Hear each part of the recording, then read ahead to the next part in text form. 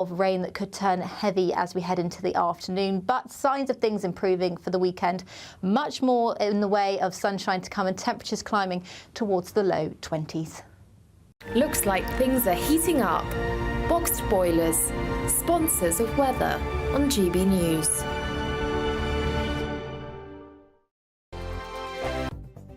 The latest GB News travel. And a very good evening. My name is Johnny Ratner with your very latest. Big problems up in Perth and Kinross for the northbound carriageway of the M90.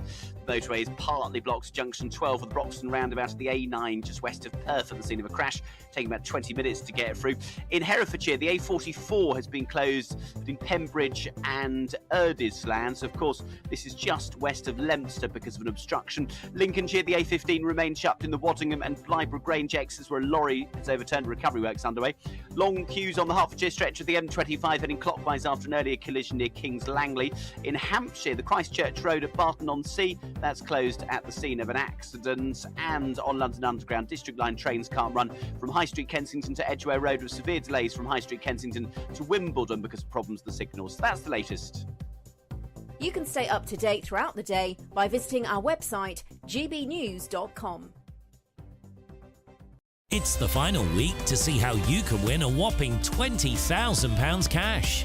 And because it's totally tax-free, every single penny will be in your bank account to do whatever you like with. £20,000 in tax-free cash really could be yours this summer. Hurry, as lines close on Friday. You've got to be in it to win it. For another chance to win £20,000 in tax-free cash, text PRIZE to 63232. Text costs £2 plus one standard network rate message. Or post your name and number to GB05 PO Box 8690 Derby DE1 9TT.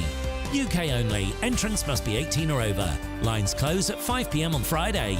Full terms and privacy notice at gbnews.com/win. Please check the closing time if listening or watching on demand. Good luck. GB News is Britain's election channel. And when the big stories break, we're tackling them on Britain's newsroom. When we disagree, and we disagree a lot, it's even livelier than normal. We don't disagree that much. We do. His comedy, though, is revolting. I knew her, and unlike you. That explains Beverly Turner's temperament. It's a bit frothy in here, isn't it? You'll have one of me one day. Yeah, for dartball practice. Britain's newsroom on GB News. Weekdays, 9:30 a.m. GB News, the People's Channel, Britain's news channel.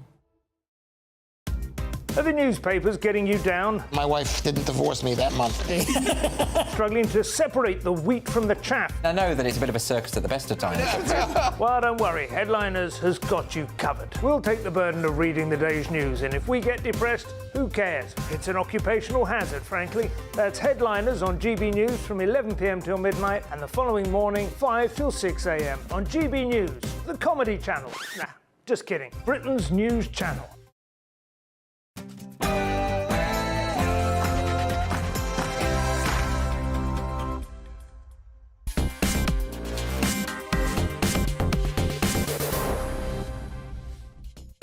Good evening and welcome to Farage with me, Camilla Tominey, back again, night 2, hoping it all goes to plan. What's Labour's plan for the NHS? We heard all about that today from Wes Streeting and Keir Starmer. I'm also going to be speaking to Nigel Farage. He's taking on his Remain nemesis, Michael Heseltine, and going to be discussing whether Reform will do a deal with the Tories. And would you believe it, protests have broken out in the sunny holiday spot of Mallorca over, you guessed it, tourism. We'll have more on that story in just a moment. But first, here's the news with Polly Middlehurst in the GB newsroom.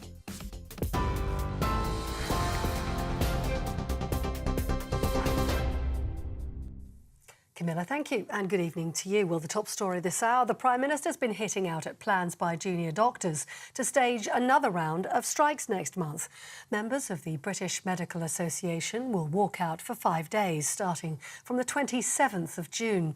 Speaking at a campaign event just this afternoon, Rishi Sunak said it was politically motivated and not in the interests of patients or staff.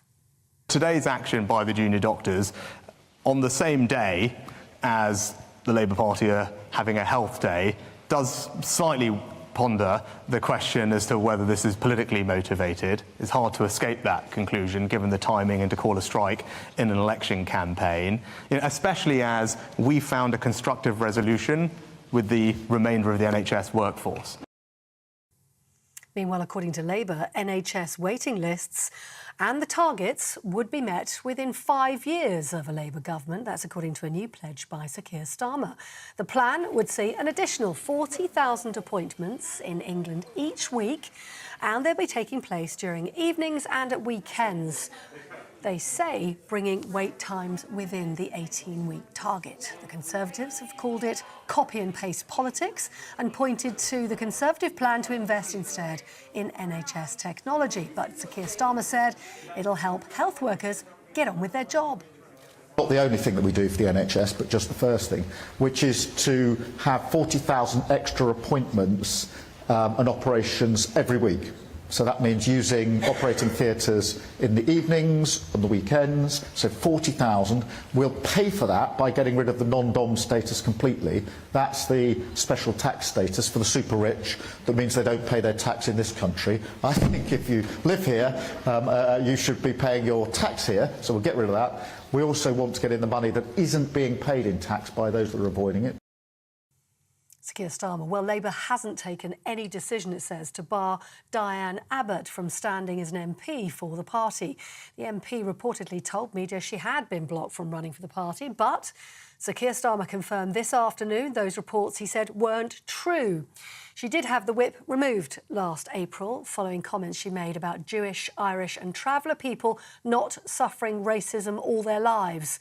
But after an internal Labour Party investigation, the whip was restored just yesterday. Miss Abbott has apologised for her comments and has been sitting as an independent MP in the meantime. She was a close ally of the former leader of the Labour Party, Jeremy Corbyn, and served as his Shadow Home Secretary. It's still unclear, though, whether she will contest her seat in North London. Now, in New York, jurors have begun deliberating in Donald Trump's so-called hush money trial. Prosecutors allege that a payment was made to the former adult film star Stormy Daniels, which could have contributed to Trump's election victory. A conviction would not end his bid to return to the White House, but polls suggest it could cost his support among independents and some Republican voters. These charges are rigged. The whole thing is rigged. The whole country's a mess between the borders and fake elections, and you have a trial like this where the judge is so conflicted he can't breathe. He's got to do his job, and it's not for me, that I can tell you.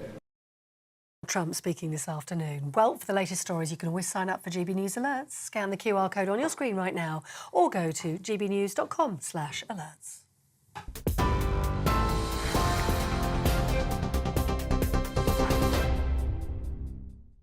Thanks, Polly. Well, let's get stuck into what happened on the general election campaign trail today. Here was Wes Streeting's pitch for Labour to deal with the NHS earlier today in Worcester.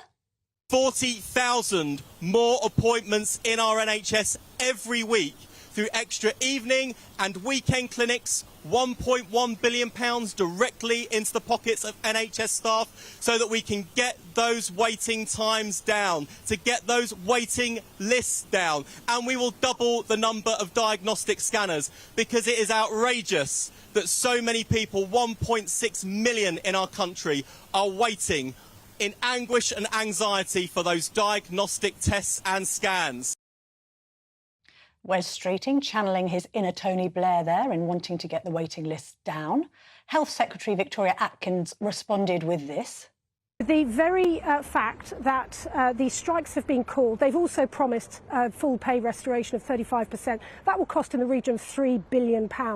So these announcements today show, first of all, they have no plan. They do not understand the scale of the issues facing the NHS, which we have been working at carefully over the recent months to drive down waiting lists in England as we have been, whereas in Wales, where the Labour Party runs the NHS, they've been going up. Victoria Atkins there pointing out that as Labour was setting out its pitch on the NHS, we heard from the British Medical Association that doctors will go on another 5-day strike in the middle of the election campaign. So tonight I'm asking you, who do you trust with the NHS? Do you think Labour would do a better job who got more confidence in the Conservatives? Perhaps you think reform would reform the NHS? Email me at farage@gbnews.com or on X with the hashtag FarageOnGBNews. As you know, let's catch up with the Liberal Democrats. Ed Davey had a very interesting day yesterday where he spent most of his time in Lake Windermere. GB News political correspondent Olivia Utley has been with the Yellows in the West Country. Olivia. I have. I've been touring around with the Lib Dems on their Yellow Hammer 1 bus, as they're calling it. Yellow Hammer, which they're promising will smash up the blue wall of the Tory South. We're in the West Country now. This used to be home to swathes of Lib Dem seats, but they all fell in the 2015 general election. There are just a few yellow bricks in a sea of a blue wall these days. Bath, where we are, where we've just moved from, and Somerton and Frome, where I am now, are two of them. The Lib Dems are very much hoping that they can win back lots and lots of seats in the southwest. They're only polling at about 9% at the moment. That's compared to 25% that Nick Clegg was polling back in 2010. And it's about level with the Reform Party. But Ed Davey doesn't seem too worried about, because the Lib Dems campaign tactic in this election is to concentrate all their efforts and their resources on about 30 or 40 seats which they really think they can win. Most of those seats are held by Conservatives, although a few are held by the SNP. What's noticeable, though, is that only one, Sheffield Hallam, is held by Labour. And Ed Davey is being very careful not to criticise Keir Starmer very much at all. I asked him about it yesterday. I asked him whether Keir Starmer would make a good Prime Minister, and he didn't say no. He didn't say yes, but pressed 3 times, he would not say no. Ed Davey is determined to put this all in the Tories' court. Every ball has been smashed over to the Tories' court. Here's what Davey had to say about the Conservatives earlier today. I think the Conservatives have really not thought this through properly. We need more apprenticeships, but actually the Conservative record is really poor. They've let young people down time and again, and since 2015 they've cut the number of apprenticeships for young people by 170,000. So this is a mission of failure. A mission of failure, very stark words from Ed Davey there. This is all for the Lib Dems about unseating Conservatives, and they're really hoping to get a few cabinet scalps. Soon, tomorrow, we'll be off to the south east of the country, where they have their eye very firmly on Jeremy Hunt's seat. It'll be really interesting to see how they do, but they're looking pretty chipper, pretty hopeful, and they think they might gain perhaps 30 seats. Olivia, thank you very much for that. I smell the whiff of a Lab-Lib pact in the ether, and it would be interesting to see, won't it, whether the Chancellor, Jeremy Hunt, suffers a Portillo moment on the night of July the 4th. Thank you, Olivia. Before I bring Nigel Farage into the conversation, who's watching me present his show in the studio, just a little bit intimidating, I shall speak to Roy Lilly, who's a former NHS Trust Chairman, about Labour's plans for the NHS. Roy, lovely to see you this evening. Thank you for your time. Look, it's a pretty Blairite... It's a pretty Blairite offering, isn't it, from Wes Streeting? He's saying that he wants to cut the waiting list by more than Blair did. It's no secret that they've spiralled completely out of control since COVID. The Labour Party are saying that they could reach 10 million by 2029. I think they're basing it on the fact that they rose by 600,000 since Mr Sunak became Prime Minister 17 months ago. The bigger question for our audience is, Roy, how do you solve a problem like the NHS? We love it, we rely on it when we're in crisis, but at the same time, isn't there this notion that pouring ever greater sums into it doesn't make that much difference if it's not being managed correctly and if money's being wasted? Yes, I mean, that's a fair criticism of people. It's a very complex organisation. It's difficult to understand. I mean, if you look at Labour's waiting list promise, for example, if they're going to get back to the 18-week waiting list, well, you can balance 18 weeks when there are 3.5 million people waiting. That's the pool of people that don't have to wait longer than 18 weeks. And bear in mind, the moment you take somebody off the waiting list, somebody comes on. So you can balance 3.5 million at 18 weeks, and there's 7.5 million people waiting. So over 5 years, they've got to reduce the waiting list by about 5 million, something like that. It's eminently doable, and the NHS would probably have done it anyway, regardless of whatever new policy Streeting comes up with. But to address your problem more directly, I mean, I've been in and around the NHS for over 50 years now, and I've seen just about every, wheeze and comic book policy that they can come up with. And I think really my sort of upsum is that the system itself, I'm not talking about the funding of it, that's a different issue, but the actual system, how it works, primary care, secondary care, tertiary care, that kind of thing, that really does work. The reason that the wheels have come off is that before COVID, we went into COVID with waiting lists at about 4 million, 4.5 million, and 40,000 vacancies in nursing. The reason for that was, prior to that, the NHS had 10 years of flatline funding. It just can't cope with that. So we didn't recruit enough, train enough, innovate enough, buy enough, modernise enough. So we went into COVID with a big problem. COVID kind of threw a cloak over it all and everybody just muddled through and the government threw money at it. Now, of course, the chickens are coming home to roost. And if you look at international comparisons, per head of population, we have fewer nurses, fewer doctors, fewer scanners, fewer just about everything. We're in the bottom of the league table. With a sustained period of investment, and it didn't. That's why the money's having to go in now, because they're chucking money at it to try and catch up. But with a sustained period of investment and to leave it alone, the big issue is that everybody comes in and wants to reorganise everything, and the NHS has just gone through a reorganisation to scrape the last vestiges of Andrew Lansley off its boots and try and settle down to something more sensible. Streeting is talking about another reorganisation, which is the last thing we want. So, I mean, I think the upsum of what I'm saying is the system works fine. It's been underfunded for a substantial number of years. In terms of outcomes, they've been poor as well, simply because the NHS is chock-a-block and everybody's waiting. Given a period of calm and no strikes, and I can't emphasise enough the extent to which strikes are very disruptive. It's not just on the days of the strike, it's the run-up where you have to get people out of hospital to clear the beds and then afterwards catching up. I mean, for one day strike, you've got 3 weeks grief before and after. So if we can get over the strikes and give the NHS time to catch its breath, I think the weights will come down and we'll see a very different health service. Roy Lilly, thank you very much indeed for sharing your wisdom and experience on the NHS this evening. Yeah, it strikes me that 5 more days of strikes are the last thing the NHS needs right now, but I'm sure the junior doctors will disagree. As promised, joining me in the studio now is the man himself, GB News presenter Nigel Farage. Another busy day for you. I see you've had a haircut. I have, absolutely. Campaign ready with a haircut. Right, let's talk about a few different stories which are, both kind of disturbing and amusing in equal measure. First of all, Michael Heseltine's had a go. Let's just see exactly what he said in his appearance at the Hay Festival today. This is what he said. Racism is basically what underpins UKIP and reform. I'm just over 90. I have lived through some of the most tumultuous events of our time, and anyone who is looking for the common theme, it's racism. So reform of racists, Nigel. Yeah, I've heard that from Heseltine time and time again. By the way, I thought he'd finally been put out to grass, but clearly not. He is, of course, a fanatical pro-European, fanatical globalist. He if he's in my personal company, he sort of physically has to... I mean, he literally can't... Does he speak to you or not? No, not really. Not really. I mean, I have done some debates with him head-to-head. He's filled with bile, hatred, intolerance. He's a proper full-on modern-day liberal. He can't accept that anybody else has a different view. So rather than saying, well, you know what, I've got a different point of view, he sinks to abuse. He's been doing it over and over with UKIP, with me, year after year. I wonder whether he does it so much that people still listen. He's an old bore. OK, on that bombshell, let's move on to the next story. You're talking about how much you like a debate.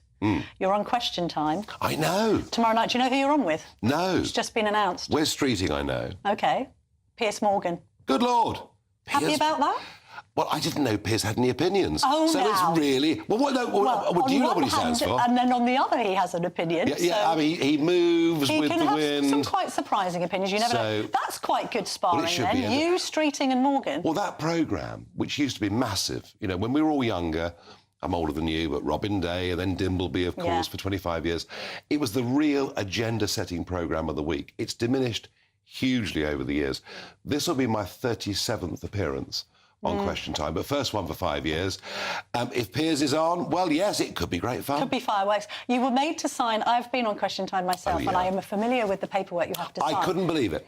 Having done 36 Question Times in the past, albeit not for 5 years. Not that you're counting. So I had to put name, no problem with that. Email, OK, fine. Phone number, all right, you better have that in case I get delayed in traffic. Yes. And then I had to look to clause 13. Yes. Was I happy for my data to be shared? We've got a video of this. And I never check. I never check the details. For once I did, I was horrified. Oh, all right. So you didn't have to clarify your gender or anything like that on the form? Are you non-binary? Can you confirm with us now? I put a bloody great big no with an exclamation mark. I wasn't going to fill it in. Right, before I came on air... Diversity. Diversity. And inclusion. Of course. Indeed. Of course. No. Heseltine would be proud. Not playing that game. Earlier, I was waiting to come on, and obviously I'm flicking through my emails, and I get all of the Telegraph kind of Westminster copy coming through, and one of my colleagues, I think it was Nick Guttridge, had written a piece suggesting that you had suggested that you might be up for a deal with the Conservatives. Can you just clarify that? No. Because you said something about having a conversation with Tories in return for something. I was asked this morning on one of the Sun programmes I was on, Yeah. I was asked, well, why don't you stand down for X? Why don't you stand down for Y? Well, number one, I'm not the leader anyway. But over the years, what did I do in 2019? I formed the Brexit Party. We got rid of Mrs May, did the Tories a huge favour. I stood aside for Boris Johnson. Yeah. Over the years, when I led UKIP, we stood aside for various Eurosceptics. Rather than me being asked all the time what I'm going to give the Conservatives, what are they going to give me back? Well, what would you have asked for? Stand aside in 30 seats that we can win? Well, that sort of thing. But they will give us nothing. They'd rather the party was obliterated. And we've seen this before. They'd rather be obliterated than even talk to me. Well, so there is no deal. Rishi Sunak has responded today to the idea of a deal. Let's see what he said. There is only going to be one of two people who is going to be Prime Minister on July the 5th. It's either Keir Starmer or me. So the choice for everyone in this election and the vote for anyone who isn't the Conservative candidate is a vote to put Keir Starmer into number 10. Pressed about whether he was ruling out such a deal, Mr Sunak said yes. Good. It was never going to be a deal anyway. This is pure media speculation on the back of me saying, I give all the time, I get nothing back. What are they going to give? But here's the truth of it. People will, in a couple of weeks' time, sit down for breakfast on a Sunday morning with the family, brunch, whatever they do, and they'll realise the election's over. Labour have won. So actually, the real debate, if you are centre-right, the real debate isn't about who's going to be the next Prime Minister. That is settled. It's over. It's about who's going to be the voice of opposition in the next Parliament. Fair enough. We've just got some breaking news, which you can react to as well. Diane Abbott has said, by any means possible, I will continue to stand as the candidate for Hackney North. So just to put this into context, after she wrote what appeared to be an anti-Semitic letter to the Observer newspaper some months ago, she was stripped of the Labour whip. She has recently had the Labour whip restored after apologising pretty quickly, to be fair, undergoing anti-Semitism awareness training and squaring things with Labour. But subsequent to that, she then told the Telegraph this morning that even though she'd had the whip restored, that she wasn't being allowed to stand for Labour. Keir Starmer then appears on the campaign trail saying, oh, I haven't heard anything about this. And actually, she's perfectly free to stand for Labour. She hasn't been banned, but it's still ongoing, this investigation. So now she's saying that she wants to stand for Hackney North. I don't know whether that means for Labour or as an independent. Your reaction? I mean, she's been around the block a bit. She was first elected to Hackney North in 1987. Yeah, I'm going to say it's a long time. She's 70 years old. Yeah. Let's not take this away from her. She was the first black female MP in Parliament. She's been a massive pioneer and an inspiration to people of colour coming into politics. I think the way that Starmer's handled this has been poor. If you're going to give the whip back to somebody, you surely allow them to stand for your party. It wasn't the same with Corbyn. They took the whip away. No, they it's didn't a mess. give it back. He's got himself into a terrible mess. I suspect she will stand for Labour. That's the way it feels to me right now, because having gone as far as to restore the whip, how can they possibly not let her stand as a candidate? I guess that would happen, but there is a ruthlessness now in the Labour Party. Yes. They are... I mean, he wanted to clear out the Corbynites, and I get that, because he wants to say to the country, I've changed the Labour Party. And to give him credit, to some extent he has. Yeah. To some extent he has, but I think in Diane Abbott's case, they'll make an exception. Well, also, it's overshadowed all of the NHS stuff today, so it's been a spectacular... Yeah, and that's bad party management. Indeed so. Right, thank you very much, Thank Nigel. you. Loving your hair. I've enjoyed it. Well done. Well, do come back. I mean, it's your show, after all, let's be honest. Coming up next, we're going to be speaking about Mickey Mouse degrees and whether they're worth the paper they're written on. Don't go anywhere.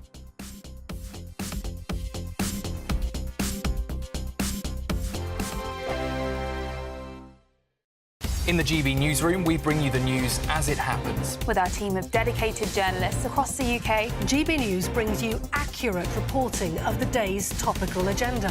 When the news breaks, wherever and whenever it's happening, we'll be there. This is GB News, the People's Channel, Britain's news channel. Headliners. Tomorrow's papers tonight. Every night from 11 p.m. Apparently alcohol abuse is costing England £27 billion a year. I mean, in fairness, that's the price of 2 rounds in London, Nicholas. Yeah, tell me about it. Not that I'm a big consumer of alcohol. I'm very Mediterranean in my consumption. But revealed, alcohol abuse costs soar to £27 billion a year. So this cost basically encompasses a variety of aspects, from health-related problems, so the cost on the NHS, lack of productivity, people who lose their jobs, social services, and all that. And of course, it has been on the rise, 37% more compared to last time this was studied in 2003. So now Institute of Alcohol Studies and some other groups are pushing or asking for tougher taxes and tougher regulation. But is that the solution? Like in ancient Rome, they said, in medium stat virtus, like moderation, virtue is in moderation. And again, if they're going to raise the price, people like myself or yourself who are moderate consumers... Pardon? You're going to turn to heroin. Because it'll become... I mean, well, this is what's happened in Scotland. It becomes unaffordable, so... Yeah, in Scotland, they had minimum unit alcohol pricing, and so it pushes up the cost of getting off your tree for your average Scottish ne'er-do-well who likes to sit on a bus stop and drink a bottle of cider. So instead, they're turning to street drugs, which are cheaper by comparison. That is just terrible. I like that the alcohol industry have come back on this. A guy called Matt Lambert, who's the chief executive of the Portman Group, and they represent the alcohol industry. And he says that the IAS, that's the group who've created this, have failed to take into account the significant direct economic contribution of the alcohol industry to the wider economic and social benefits of moderate and responsible alcohol consumption. Well, it's so true, isn't it? We've got a declining birth rate. We need people to get drunk and chat each other up. Yeah. We're proud to be GB News, the People's Channel. And as you know, we always love to hear your views. Now, there's a new way of getting in touch with us at gbnews.com/yoursay. By commenting, you can be part of a live conversation and join our GB News community. You can even talk to me, Bev Turner, or any of the members of the GB News family. Weekdays on GB News. Wake up to breakfast every day from 6 a.m. Followed by Britain's newsroom at 9:30. At noon, it's Good Afternoon Britain. Followed by Martin Daubney from 3 p.m. Only on GB News, the People's Channel, Britain's news channel.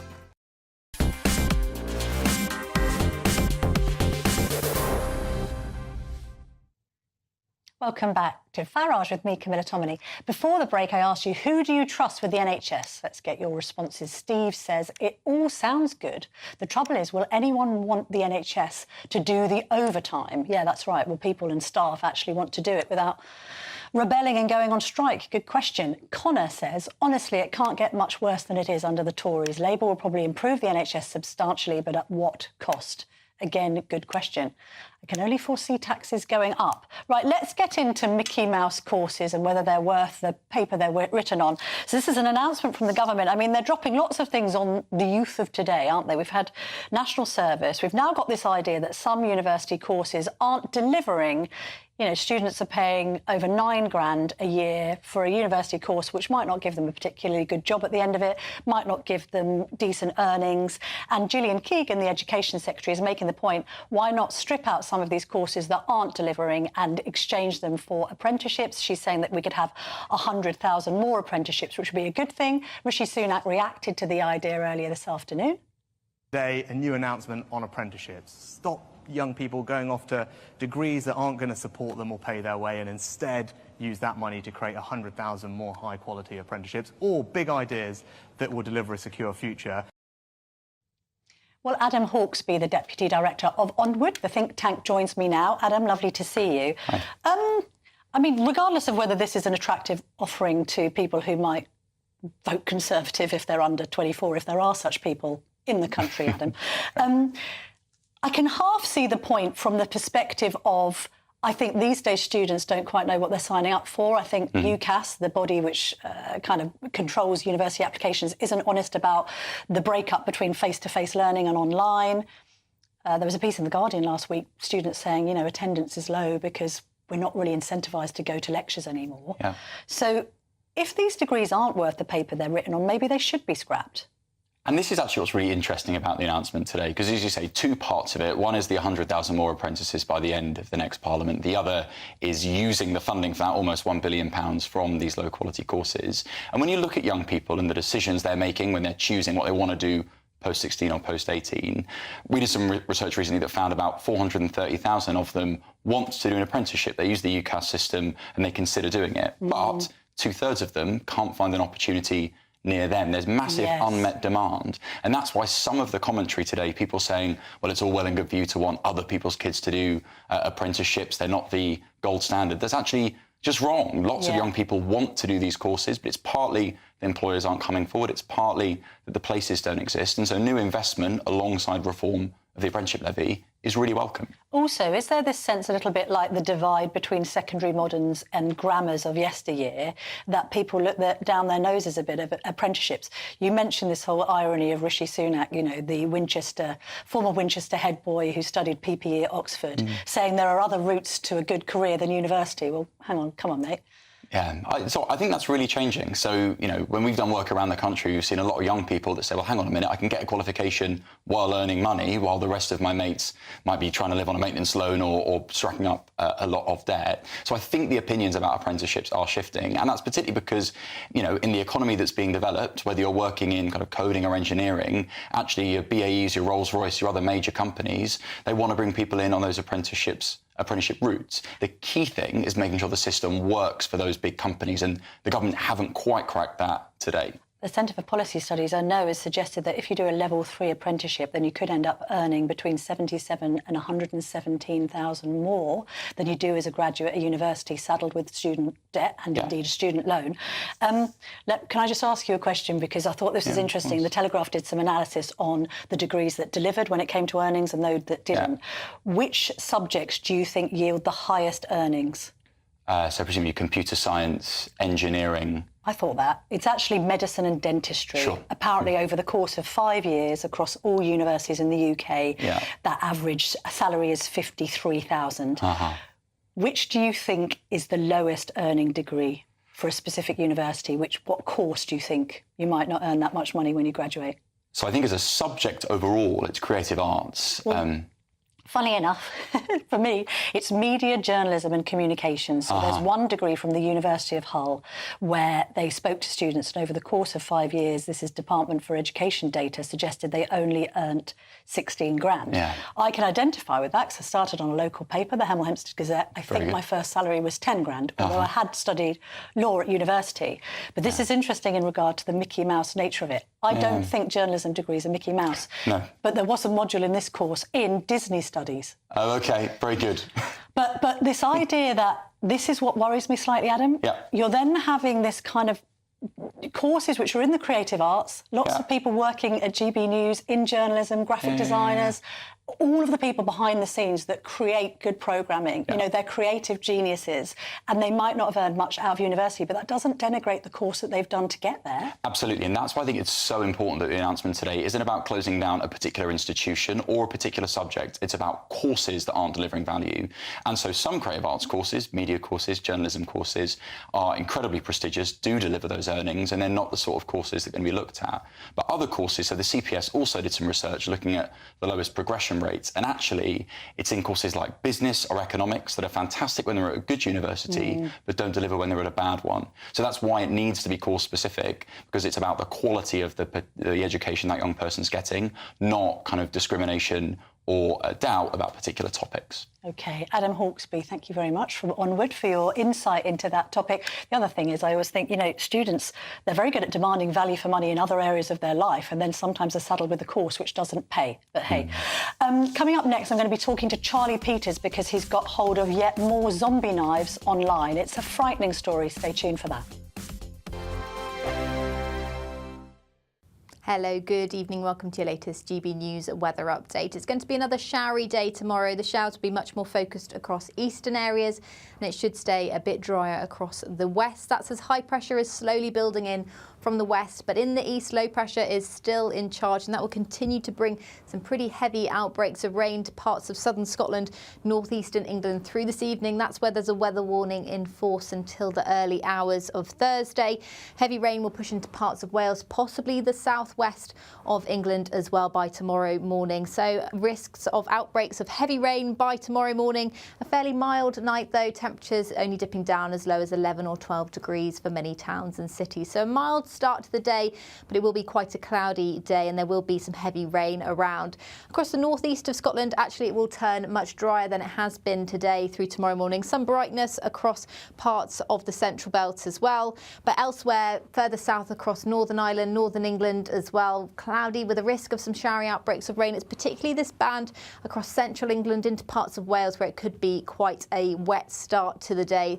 There's also a risk of some heavy showers breaking out across the south coast first thing. Some areas will stay dry, and I think across the west it will get drier through the day as the rain becomes more focused across central and southeastern areas of England. Low pressure still not too far away from the east coast, and that will be dragging in more in the way of cloud, an onshore breeze as well. So that will bring a cooler feel tomorrow for many of us, but still in the sunshine, temperatures climbing up to the high teens. That's not too bad at all. It will still feel fairly pleasant. There'll be more in the way of sunshine to start the day on Friday, particularly across western areas. In the east, it's still going to be a fairly cloudy day with some outbreaks of rain that could turn heavy as we head into the afternoon. But signs of things improving for the weekend. Much more in the way of sunshine to come and temperatures climbing towards the low 20s. Are the newspapers getting you down? My wife didn't divorce me that month. Struggling to separate the wheat from the chaff? I know that it's a bit of a circus at the best of times. Well, don't worry. Headliners has got you covered. We'll take the burden of reading the day's news, and if we get depressed, who cares? It's an occupational hazard, frankly. That's Headliners on GB News from 11 p.m. till midnight, and the following morning, 5 till 6 a.m. on GB News, the comedy channel. Nah, just kidding. Britain's news channel. Join me, Camilla Tominey, every Sunday at 9:30 when I'll be interviewing the key players in British politics and taking them to task. This report basically says that he's not fit to stand trial. With an upcoming election looming over Westminster, now is the time for clear, honest answers. I agree. And that's precisely what I'll get. Is he indecisive? Incompetent? That's the Camilla Tominey Show at 9:30 every Sunday on GB News, the People's Channel, Britain's election channel.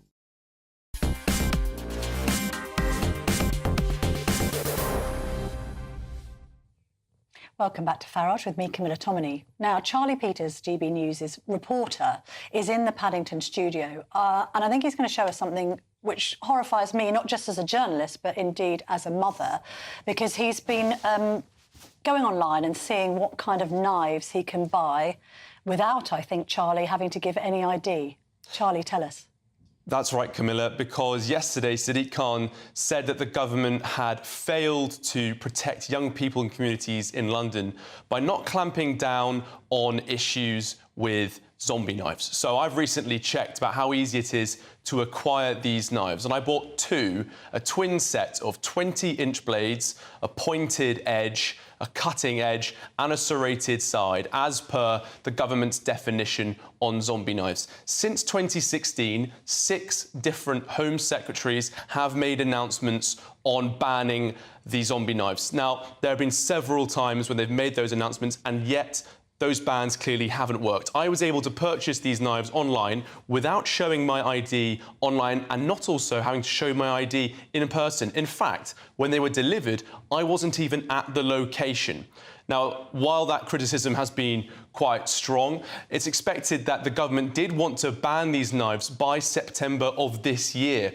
as part of an amendment to the criminal justice bill. However, that bill has not been prioritised in the government's wash-up before the election. So those amendments won't come in. This new ban is about zombie-style knives, because the original proposed ban, and as I said, several different Home Secretaries made that call, included a definition where a zombie knife had to have threatening, violent words or emblems on the blades. Now, that has to be updated as of January this year by now the most recent Home Secretary, James Cleverly, who removed the need for violent language or emblems. As our viewers would have seen, the knives that I purchased don't have any emblems or words on them. So that's a loophole that many people have been able to avoid, both manufacturers and people seeking to purchase them. Well, I spoke to a police officer and several also former serving officers who told me that the problem isn't necessarily the supply of knives, but that the Met is struggling with stop and search. And of course, this is a problem not just in London, but across the country. And the real problem is with a lack of confidence in policing. Officers who want to make a difference, but feel as though they don't have the political backing they need. But no, we do know that this ban is unlikely to come in now. In fact, there was a compensation scheme that's expected to come forward in August for these new zombie-style knives, as in the ones that I've got sat beside me now. So that means, in a way, I'm incentivised to hold on to these knives until August, where I can get paid to hand them back in. Well, in reaction to these findings, I did have a statement from a Conservative Party spokesperson who told me that they would take no lectures from Sadiq Khan on crime. They went on to say that knife crime has risen by a shocking 20% last year in Labour-run London, and that Khan was the only police and crime commissioner to miss police recruitment targets, adding that he's failed to recruit 1,000 extra officers, even with the money from the Conservative government available for recruitment. They went on to say that we banned zombie knives in 2016 and cyclone knives in 2019, and the sale of illegal knives online is a priority in the Online Safety Act. The choice is clear in this election: stick to the plan with Rishi Sunak and the Conservatives, or go back to square one with Sir Keir's Labour, who have no plan to tackle crime. Well, a Labour source told me that the party had been urging Tories to take action on knives for years. They went on to say that on their watch, knife crime has actually soared by a staggering 80% since 2015. This is just another example of the Tories' chaotic failure to keep our country safe. And they said that Labour would bring in new youth mentors and swift sanctions for those carrying knives. A lot of political conversation, but the fact of the matter remains, I've been able to purchase these knives. I'm not going to face any sanctions for doing so. Charlie, thank you very much indeed. I mean, absolutely horrifying stuff.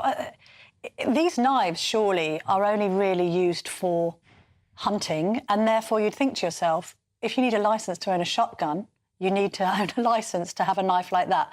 But anyway, madness, total madness. Let's catch up with the Diane Abbott situation with Adam Cherry, who spent the day in Hackney. That's GB right. News reporter extraordinaire. GB News reporter at large, let's call you that.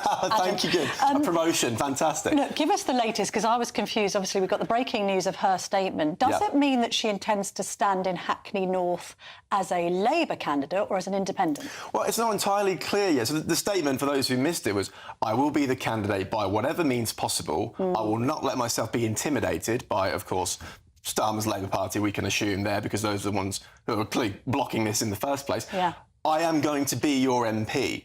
Now, that would suggest to me that whether or not the Labour Party and Keir Starmer specifically let her stand with a red rosette or not, she's going to be there on July the 4th. Now, funnily enough, as you say, I was there in Hackney today. Yes. And, I mean, this is just a hot mess for Labour. How they've, as Nigel said, how they've allowed this to go on for over a year now is just something else. And if they don't let her stand as a Labour MP, I think she might be in with... She's just a 33,000 vote majority in 2019. She's been there since 1987. And as we'll show, when I was in Hackney, it was very clear that she's still personally popular, more so than the party itself. So actually, just take a look at this, and this will give you a flavour of how she's received in Hackney.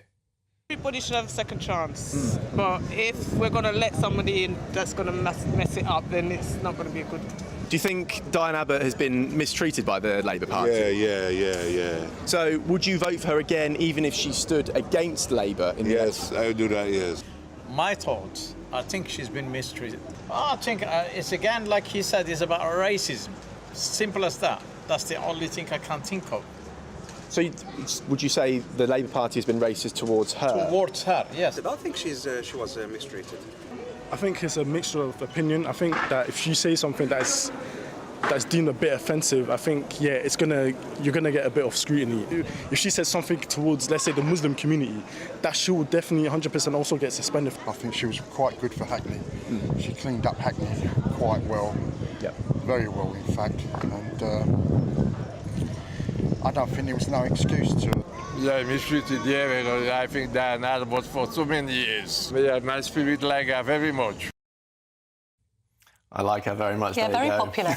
Very popular. And that's just a selection. I spoke to a lot more people, and that was the consensus. So I think whatever decision she makes, you know, she is in with a real shot there, regardless of what Labour do. Also, interestingly, this is happening at the time that Jeremy Corbyn is launching his campaign as an independent. Of course. And it's not the only time this is happening in the last 24 hours, right? So we've got Lloyd Russell Moyle, who was the Labour MP for Brighton Kent Town.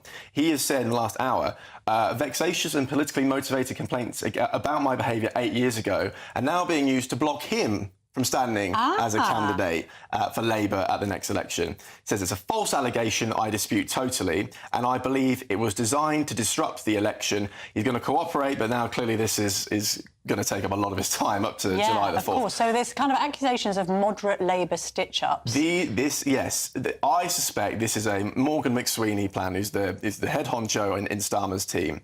And it's the rise of the stormtroopers, right? They want to gut the party of the old foes, of the old left. And this is the Change Labour Party in its true colours. Right? I mean, those individuals aren't here to defend themselves. However, I can see the kind of cut of his jib because he's desperately wanting to distance himself from the Corbyn years. And it seems as if Diane Abbott and maybe Lloyd, who's appeared on GB News a lot, let's be honest, on the left, might be convenient scapegoats. Who knows? It's a story that will run and run during the campaign, Adam. Thank you very much indeed. Wowzers. Well, coming up next, we're going to talk about Mallorca and why protesters there have launched a war on, hang on a minute, tourism. Doesn't make any sense. Stay tuned.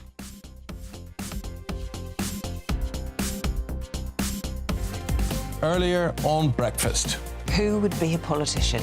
Honestly, if you have to A, make a fool of yourself, B, be up for all the criticism and the scrutiny. Just why would he do a stupid stunt like that when he was always going to end up in the water? They're only going to go into a course that's got good quality. Earnings potential is only part of that. I mean, this is a clown show, and it's time to bring this circus to an end, and only a Labour government can do that. How easy was it to buy one of these? Well, I mean, it was extremely easy. They have been banned several times in recent years, but I was able to purchase these two blades, a twin set of 20-inch blades. From 6, it's Breakfast on GB News. I'm Patrick Christie's. Every weeknight from 9, I bring you 2 hours of unmissable, explosive debate and headline-grabbing interviews. What impact has that had? We got death threats and the bomb threat and so on. Our job is to do what's in the best interest of our country. You made my argument for me. My guests and I tackle the issues that really matter, with a sharp take on every story. I'm hearing it up and down the country. That was a beginning, not an end. Patrick Christie's tonight from 9 p.m. only on GB News, Britain's news channel. Good afternoon, Britain. Weekdays from midday. Well, Welsh farmer Gareth Wyn-Jones is a first-language Welsh speaker and joins us now. Gareth, I mean, a lot of people will be thinking, hang on, this guy is a Welsh teacher. He speaks English. He knew what was on the parking ticket. He's just trying to make a point. He's being a prat, isn't he? No, hey, come on, mate. I'm a first language Welsh. It's important that we watch after our language and, you know, that everything's bilingual. For us in Wales, you wouldn't go to France and expect your ticket to be in English, would you? You know, English is the most spoken language, but let's watch after these small languages. It's part of our cultural So, you know, I take my hat off to the guy. Fair play to him to go out and to fight this. But what it's done is put it onto the mainstream media, and you're talking about it, even that you're calling them that. You know, at least we're having a discussion about it, and it's putting the Welsh language in the forefront. And, so, you know, Gareth, speaking Welsh is important. Yeah, so Gareth, this is a matter of principle. Is there a sense that the Welsh language is being eradicated in Wales? Is this something that the Welsh people need to rise up against? Well, Welsh Government are trying to, you know, bring a lot more Welsh speaking into our daily life and teach people how to speak Welsh. Well, everything should be bilingual then. And I think, you know, it should start with government. So government should be putting pressure on these companies to make sure everything is bilingual. So I get behind this guy. Fair play to him. It's a good stance, and it puts it in the public eye. Let's have everything in both languages, especially Welsh, because that's my first language. And I'm you know what? If I was Welsh, if I were Welsh, I think I would agree with you. I think I would agree with you, Gareth. It depends if you come from Wrexham. GB News is Britain's election channel. And when the big stories break, we're tackling them on Britain's newsroom. When we disagree, and we disagree a lot, it's even livelier than normal. We don't disagree that much. We do. His comedy, though, is revolting. I knew her, unlike you. That explains Beverly Turner's temperament. It's a bit frosty in here, isn't it? He'll have one of me one day. For dartball practice. Britain's newsroom on GB News. Weekdays, 9:30 a.m. GB News, the People's Channel, Britain's news channel.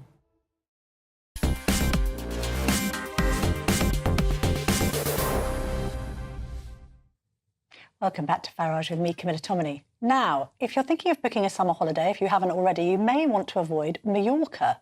Because would you believe protesters are threatening to bring the airport to a standstill over tourism?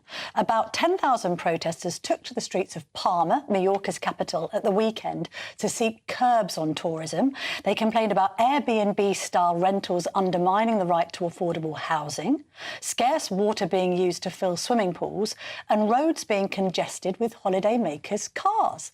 Well, to discuss this, let's speak to two different protesters. Amaya Espindola is a member of the Mallorcan protest group Banc de Temps and is a resident there, and Julia Izern Benassar is a spokesperson for the Menes Tourisme Mesvida. I hope I pronounced that well enough, ladies.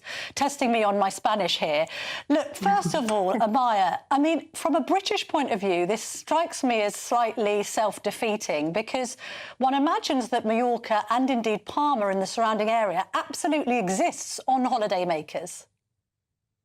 Yes, well, it's just to be clear, this is not about it's not to be against tourism. It's about massification.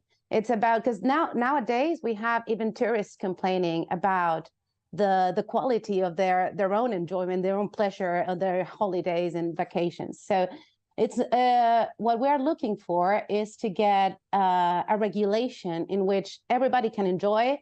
You can have actually as a British, you can have fun in Mallorca like everybody deserves, but for that we as residents need to be also taken care of.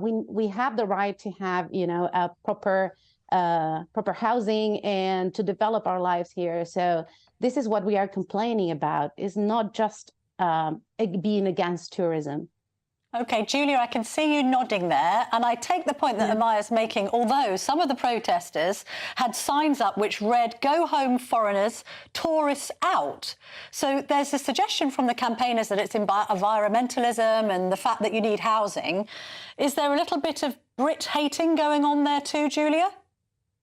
Well, yes, indeed. And just to go with what my colleague before said, we need to put some context, some historical context into this, because yes, we were told that we lived because of tourism. Back in the 60s, it was very necessary and it was very positive to the society. But at this moment, we have been increasing the number of tourists. And we received last year 18 million tourists, while we are a population of 1 million people. So then the numbers are very bad. So yes, indeed. And as you said, is the thing of being rich and being not a millionaire, for example. So one thing that we're saying is limiting tourism, but for example, it's not putting the tourists more expensive. So we don't want to receive, again, more rich tourists So because we want the tourist industry to stay democratic. So it's about putting a limit, putting a cap for all of the tourism industry. OK, but isn't that going to be very damaging to incomes and the local economy, Amaya? As Julia said there, you've had an increase in tourism. You're almost a victim of your own success. Everyone wants to go to Mallorca because it's beautiful and the people there are very hospitable. I note that tourism makes up 45% of your island's GDP. You've got 2.5 million people employed by tourism. It's 20% of the jobs on the island are all in hospitality. So are you not shooting yourselves in the foot? No, the thing is, I do understand this idea that it is true. We live from tourism, but this is getting out of hand, and it is not. For example, people are not coming here anymore to work. There is a lack of people actually able to work because they cannot, with their salary, they cannot afford a place to live. We used to have people coming from different places in Spain to come to Mallorca for the season because it was profitable for them as well. And this balance, it's the scale went really different now, and this is kind of the thing we are trying to regulate. Though we, as the Banc del Temps, we are not experts on the matter. We are just suffering and seeing how people are leaving the island because they cannot afford to live in. OK, Julia, finally and briefly, what's your message to British holidaymakers who might be scanning the websites as we speak, thinking about coming to Mallorca this summer? So this is not a war against tourists. I think it's a very important point to put, but also try to be responsible to, when you come to visit the island, understand that there's a culture behind this holiday destination. Try to be responsible, like rape cases are increasing crazy, 75% in the last years. The rent per capita has decreased 100 positions in the last 10 years. So yes, at least be empathetic with the situation that we are living. We understand that we have a very complex situation that we need to deal with our governments, but still try to be responsible, try to behave as much as reasonably possible. Yes, try not to drink too much as well, Julia, is probably another message to Brits abroad. That was the point, yes. I love how you're being very subtle about it. That's fair enough. Ladies, thank you very much indeed for joining me this evening. Good luck with your campaign. Thank you very much. Well, coming up next is State of the Nation with Tom Harwood. We're like utility players here, Tom, aren't we? We're covering all the shows while the politicians go off. Well, do you know what? I'm sure your last guests will be delighted that my holiday to Ibiza was cancelled thanks to this general election. Oh, but I'm playing the world's smallest violin here because with all of your extra shifts, you'll be affording to go to the Maldives next year. Oh, so fingers crossed, fingers crossed. Right, quickly, run me through. What have you got? My goodness, big show today. Jake Berry, the former Tory party chairman, he'll be on. We'll run through some of those promises from the Conservative Party. Do they stack up? We're also going to be talking to a political presentation coach, the kind of person that trains cabinet ministers and party leaders how to look like normal people. This, of course, in the run-up to these debates. How on earth do they do it? We've got an expert who's trained several senior cabinet ministers on how to appear human. And, of course, this scandal running through the Labour Party. Both Diane Abbott and Lloyd Russell Moyle have their candidacies in question. Could they both run as independents? And what does it say about the organisation within the Labour Party? Big questions to answer. Very much looking forward to this. Sounds excellent. You can see me tomorrow night again at 7 doing a Nigel Farage impression. But before we go to Tom and State of the Nation, I think it might be the weather with Annie Shuttleworth. There you have it. Looks like things are heating up. Boxed boilers, sponsors of weather on GB News.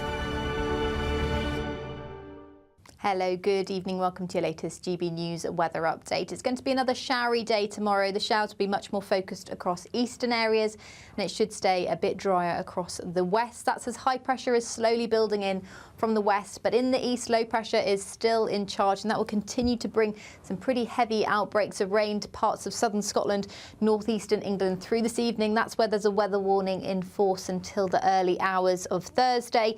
Heavy rain will push into parts of Wales, possibly the south southwest of England as well by tomorrow morning. So risks of outbreaks of heavy rain by tomorrow morning. A fairly mild night though, temperatures only dipping down as low as 11 or 12 degrees for many towns and cities. So a mild start to the day, but it will be quite a cloudy day and there will be some heavy rain around. Across the northeast of Scotland, actually it will turn much drier than it has been today through tomorrow morning. Some brightness across parts of the central belt as well, but elsewhere further south across Northern Ireland, Northern England as well, cloudy with a risk of some showery outbreaks of rain. It's particularly this band across central England into parts of Wales where it could be quite a wet start to the day. There's also a risk of some heavy showers breaking out across the south coast first thing. Some areas will stay dry, and I think across the west it will get drier through the day as the rain becomes more focused across central and southeastern areas of England. Low pressure still not too far away from the east coast, and that will be dragging in more in the way of cloud, an onshore breeze as well. So that will bring a cooler feel tomorrow for many of us, but still in the sunshine, temperatures climbing up to the high teens. That's not too bad at all. It will still feel fairly pleasant.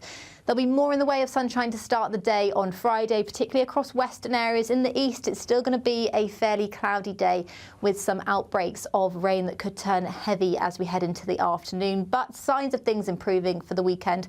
Much more in the way of sunshine to come and temperatures climbing towards the low 20s. A brighter outlook with Box Solar, sponsors of weather on GB News.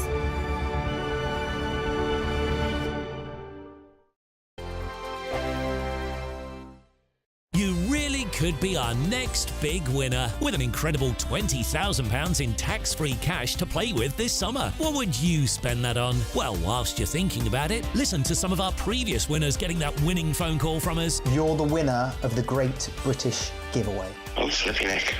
Oh dear. Oh my God, are you joking? Do you know what? I've never won anything like this in my life. Oh my God, this is amazing. Thank you. Hurry, as lines close on Friday. For another chance to win £20,000 in tax-free cash, text PRIZE to 63232. Text costs £2 plus one standard network rate message. Or post your name and number to GB05 PO Box 8690 Derby DE1 9TT.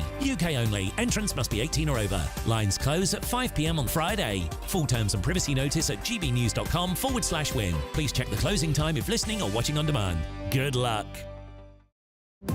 GB News is the home of free speech. We were created to champion it, and we deliver it day in, day out. Free speech allows us all to explore and debate openly the issues most important to us, our families, and of course, the British people. Having challenging conversations to enlighten each other. Which is why we hear all sides of the argument. We are the People's Channel. We will always stand by the freedom to express yourself. On TV, radio and online. This is GB News, Britain's news channel. I'm Stephen Dixon, and thanks for joining us on GB News, Britain's news channel. GB News is Britain's election channel. And when the big stories break, we're tackling them on Britain's newsroom. When we disagree, and we disagree a lot, it's even livelier than normal. We don't disagree that much. We do. His comedy, though, is revolting. I knew her, and unlike you. That explains Beverly Turner's temperament. It's a bit frothy in here, isn't it? He'll have one of me one day. For dartball practice. Britain's newsroom on GB News. Weekdays, 9:30 a.m. GB News, the People's Channel, Britain's news channel. I'm Christopher Hope. This is GB News, Britain's election channel. We're GB News, and we come from a proud tradition of British journalism. That's why I'm so excited to be here. It's something so new. The first news channel to be launched in Britain in over 30 years. Launched to represent the views of the British people. To go where other broadcasters refuse to go. How did you find out about the story in the first place? Launched with one aim. To be the fearless champion of Britain. It's an absolutely fantastic atmosphere here. This is GB News. The People's Channel. GB News, Britain's news channel. I'm Isabel Webster. Thanks for joining us on GB News, Britain's news channel.